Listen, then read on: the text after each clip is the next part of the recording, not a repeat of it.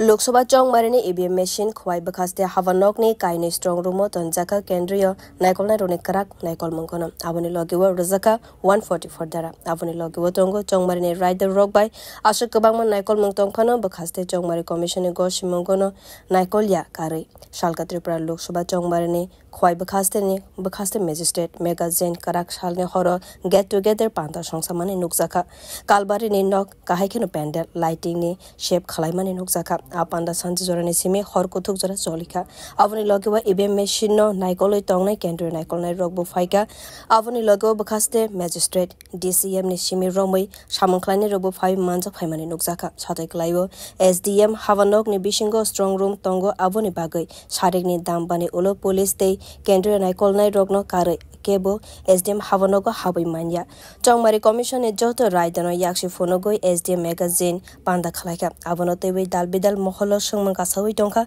au party mono tewe 25 khoi bidhan sabha kendra ne mla nirmal viswas kho khengkha avono karibo bharatiya janata party ni batai nai eba khoi mondol ne achuk phangshaka mongsabo sarkari tangbe dekwa abo hai get together panda songsamane nukjaya khokhanoi আমরা বলতে চাই আমাদের এই খোয়াই বা ত্রিপুরা রাজ্যে কোনো অফিসে এই রকম গেট টুগেদার পার্টি এটা